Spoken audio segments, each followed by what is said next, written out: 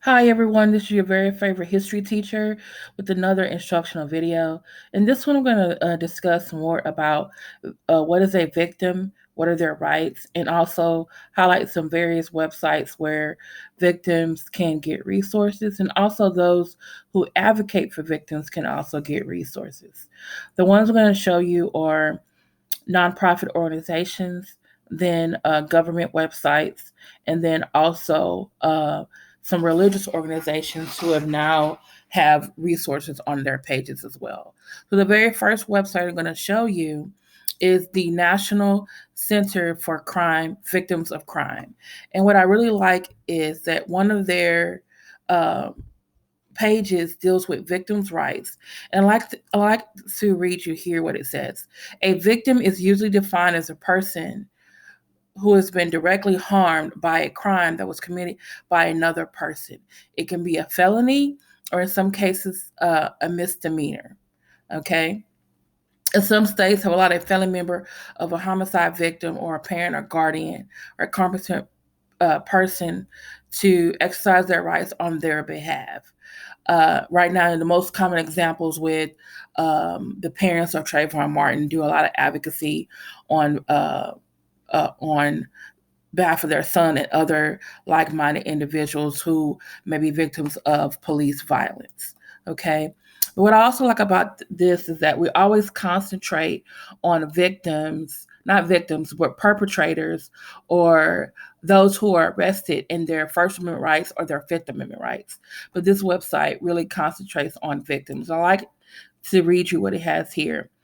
The victim has the right to be treated with dignity, respect, and sensitivity, the right to be informed,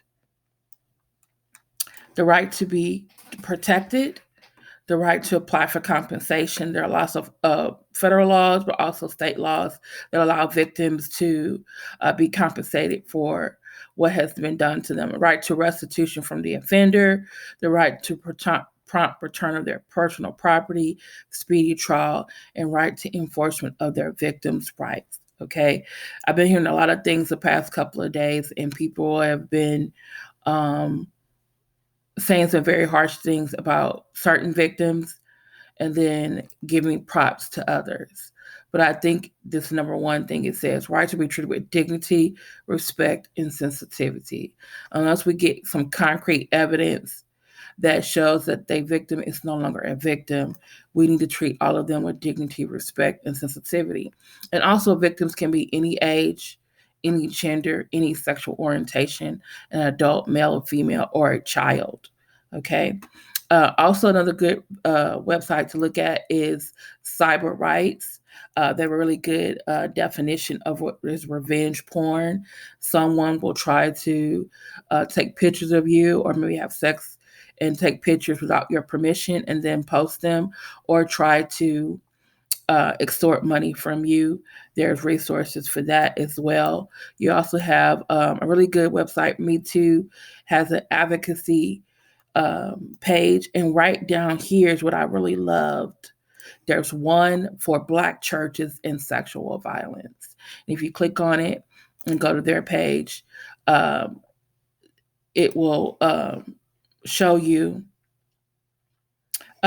this is an organization just gives you brief information. And what I did was I actually went to their organization, and it deals with specifically with Black people and problems what they have with in the Black church, and I really just loved it. So please go take a look at it. Also, the U.S. government has their Office of Victims of Crime. Also, there's a National Sexual Assault telephone hotline, and also because the Catholic Church has a victim assistance page to help people who work with the church within the church. The Southern Baptist Convention has their own page because now they're having some issues as well. Report Kojic abuse is not the actual not the actual church, but this is another group that wants to help people within their church. And then lastly, probably the one I think is the best one is the United Methodist Church website. They're trying to address, they have a confidential toll free number, but please check the diocese or church in your area for